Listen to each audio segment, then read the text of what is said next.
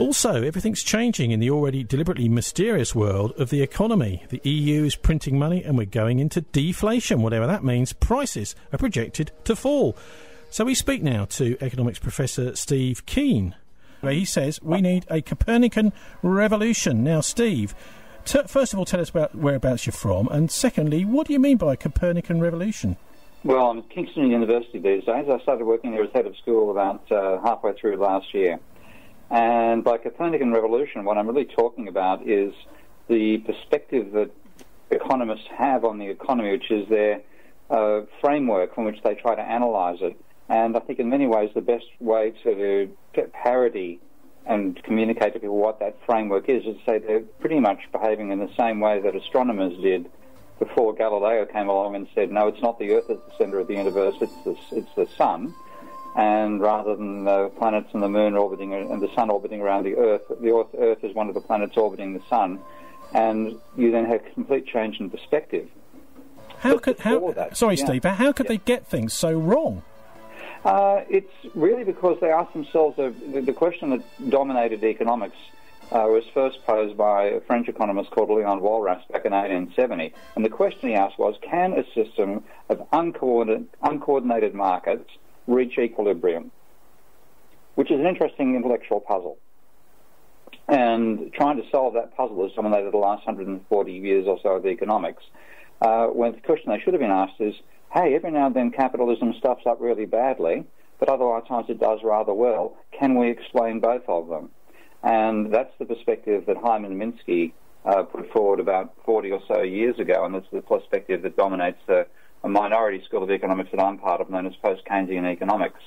And it means you look at the world and you see exactly the same apparent phenomena, but you describe them completely differently. So just like Copernicans looked at the universe and saw the sun rising around the Earth every day, and then see the Earth being incredibly stable in the centre of the universe, etc., etc., the Copernican basically say, hey, the Earth is orbiting the sun, it's rotating on its axis, and the sun appears to rise, but it's actually Earth's spin. It's not sunrise. And the latter is a realistic description of the solar system which we actually live in. The other is an interesting toy model that, with enough tweaking, actually fits the data, but doesn't describe the real world. Okay, so what we need to know from you is how do we have this Copernican? What do we need to reassess in economics?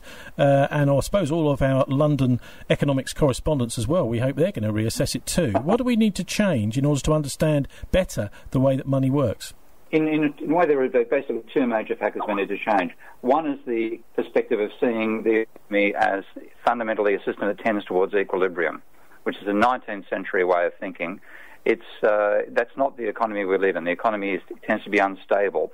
And the second thing we need to do, and this is going to sound ridiculous to anybody who hasn't studied economics, because they think, of course, economists must do what I'm about to say they don't do, and that is we have to consider the existence of banks, debt, and money. Now, bizarrely, mainstream economics pretends they can model capitalism while ignoring the existence of banks, debt, and money. That might sound ludicrous if you haven't done an economics degree. If you have done one, it's still ludicrous, but people have been brainwashed into thinking you can analyse the economy that way. Now, Martin, maybe you can help explain banks, debt and money. That sounds to me to be the building blocks of economics. Why isn't it such an important part of what goes on in our schools and universities? Well, the idea is that banks and money are just like the oil in the engine, and that therefore they don't have any real influence over what happens. And of course, the basis of this leads to the idea of an equilibrium system, which tends to stability. When we know from looking at the real world that it doesn't tend to stability. I think what's interested me about your work over the years, Steve, which I have followed, is that your attempt to quantify and mathematicalise these insights. So, for example, in the 1998 crisis, when the Russians defaulted on their debt and long-term capital management collapsed in the US, as a historical economist, I'm not really a mathematical economist, I'm more of a historian. I mean, that was just so obvious to anybody who'd studied Russian history that they were going to turn around and say, well, we're not paying and you can't make us because we've got nuclear weapons.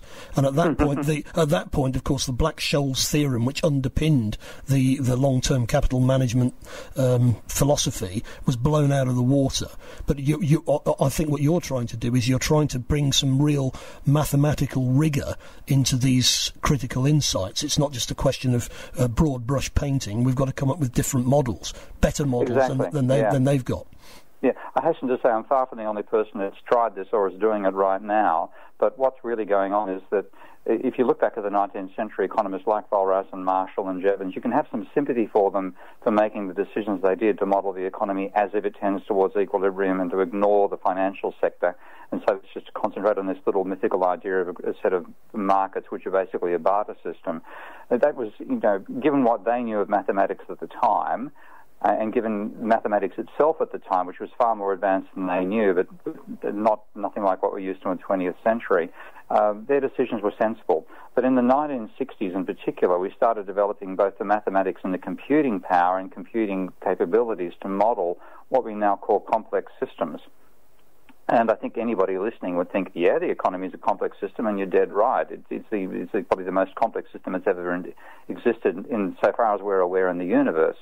And the mathematics of analysing a complex system actually comes down to a very strange and simple rule, and that is that a simple set of rules can give you very complex behaviour. And what's called complex adaptive systems mathematics has developed over the last 50 years. Now, that necessarily, as it happens, requires you to think in a non-equilibrium way and in a dynamic way. But anyway, Steve, I mean, one of the questions everyone listening, I would imagine, will be wanting to know from you is what have we got to learn from what happened in 2008 and what mistakes were made then and how can we fix it all? Yeah, well, the last thing you have to learn is first of all, the banking sector matters. And secondly, the economy is not in equilibrium. Okay, so what happened in your view? What happened in 2008? This is where my own analysis is. This is the stuff which is my own contribution, and that is to say that if you include banks in your thinking, then when you borrow money from a bank, rather than somebody else having less spending money and you having more and the two cancelling out, which is the way the mainstream ignores banks, the bank puts an asset on its side, puts a liability, which is a deposit on your side, and you spend that money into the economy. So your spending is the sum of your income from existing turnover of money plus this change in debt, and that aggregates to the national level. So a huge part of demand is not just demand from existing money, it's demand from new money created by the banking sector lending it to people to spend. And so the economy becomes dependent as the level of debt, private debt rises over time, to the higher and higher level of change in debt. And what I saw coming back in 2005, looking at the American and Australian data in particular, was that the change in debt was hitting the scale of 15 or 20% of GDP every year, which means the private debt ratio is rising 10 to 15% per year. And you're reaching a stage where it was obvious people are going to say, can't afford to take on more debt, stop borrowing, and when they stop borrowing, the economy would come plunging down, which is precisely what happened. So that's the main lesson. We have to look at and what economists do by believing you don't need to worry about the banking sector, they completely ignore the change in debt. So they didn't see this thing coming, but when you look at the data, it was like ignoring the nose on an elephant. Okay, but also, I mean, there's this other problem with debt growing and growing. Why can't the government, the Treasury, just make up money, spend it, on schools, hospitals, and this kind of thing? That seems to be the obvious solution, yet nobody seems to talk about it. It is one of the solutions because the government, what money fundamentally is a promise to pay that you accept as, cancelling a transaction between you and somebody else that they give you that promise to pay. And the banks can create that promise to pay by, putting deposit money in your account. The government creates the same by making a welfare payment or by actually sending you, cash in the mail. So it'd be quite possible for the government to do that and to, reduce the reliance we have upon debt-created money.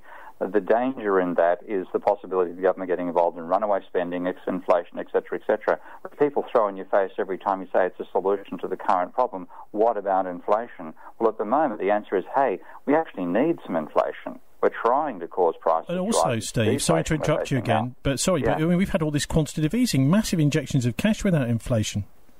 It hasn't actually gone into the financials, into our accounts. This is why you've got to have a double entry bookkeeping style approach to the way you think about the economy, which is why I've developed a software package to support that called Minsky. Because when the government buys, if you want to increase money in the economy, you've got to put into your bank account and my bank account. If you put it into the bank's bank account at the central bank, that's going on the asset side of the bank's ledger. It doesn't turn up on the liabilities side in the sense of something you and I can spend. It just swaps one asset for another with them. Was it creating more money? Was it inevitable, do you think, that the Eurozone was going to start doing quantitative easing, as it has this year? Inevitable in the sense that everything else they've done has failed. Let's try something else that might moderately work, but it won't be any. It's not what they need. They need to reduce the level of private debt, which caused their crisis in the first place, and they need what I call quantitative easing for the people, not buying the bonds off banks, but taking debt off the public and injecting that money into the economy. And that's, as you're saying, that's the same taboo that they're ignoring, that the Americans have also not followed through on because of their various taboos about the monetary system that. They shouldn't have taboos about the monetary system because they don't bloody well think about it in the first place. Quantitative easing, though, isn't it really effectively counterfeiting? Because they have a licence. It's almost as if someone's given them a licence to print banknotes. Well, both the government and the banks have that licence, and we have to understand what its limitations are. Can I have what? Can I have one? No, you can't. You'd be in jail for counterfeiting.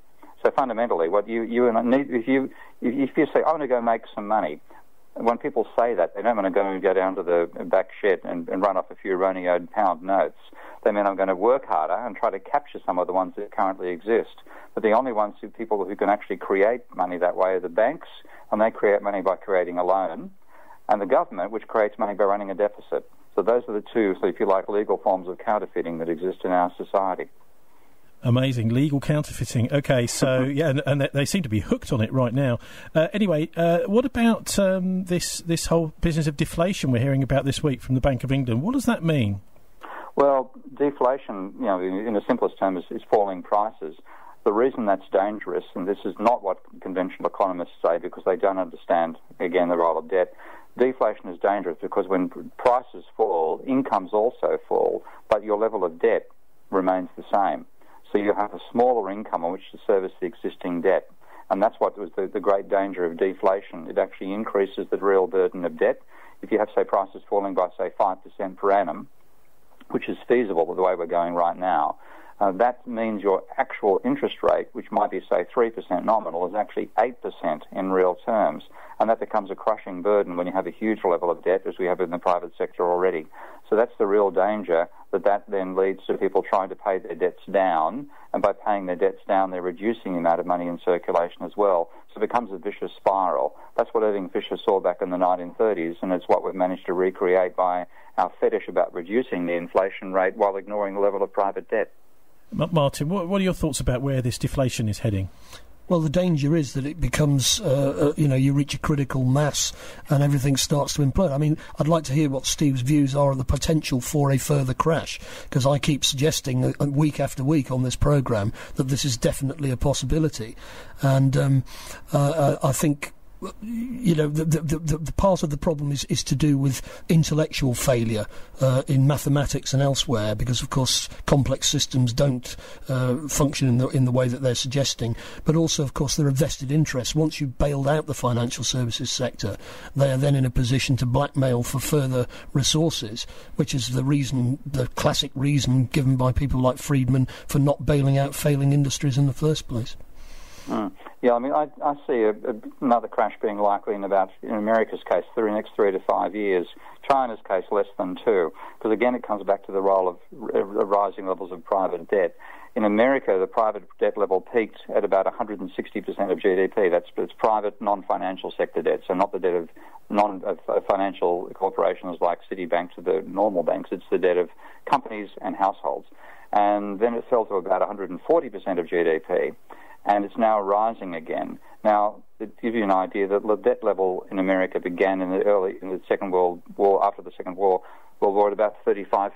So we're carrying 4 to 5 times the debt burden of back then, and we're trying to have a revival. I think within about 4 to 5 years at most, we'll be back at the same level of debt we had back at the peak of the crisis, and the same story will apply. People's inability to take on more debt. Lots of people, that loans going bad anyway, another crunch then. But China is actually the next one to look at, because they got through the financial crisis by basically telling their private banks to lend money. Of course, in the Communist Party, with the political power that they've got over the system, banks do what the Communist Party tells them to do. So you had private lending just exploding, and China's private debt ratio went from 100% of GDP in about 2009 to 180% at the beginning of this year, and rising rapidly. And that is going to have to slow down, and when it slows down, China will have a crunch. So the first crisis is likely to come in China, followed by what it then does to the already pretty fragile financial systems in the rest of the world. Steve, I wonder what your thoughts are about how to fix it all, because there's all sorts of people analysing this is going to be a disaster, that is going to be a disaster, and actually it sort of repels most people. It repels me. I think, well, what do I really want to even try and understand this? But anyway, what are your thoughts if you were sitting in George Osborne's shoes and you were right at the start of a new term in May, or whoever is in the Chancellor of the Exchequer's job? What would you be doing to put things back on track? Because ultimately, what most people care about is disposable income. You want to have at least a reasonable amount to survive. You don't want to be working all hours God sends, and you can't even pay the bills. You're paying the debt's the main problem, because when you pay the debt, you can't afford to pay your bills. What I'd be doing is what I call the modern debt jubilee. Are you talking about default or what? Yeah, well, if default's part of it, but if you're got a huge debt servicing problem, you're trying to reduce your debt levels, then that when you reduce that debt, rather than it being like spending down at the shop, which continues to circulate, you're taking money out of circulation.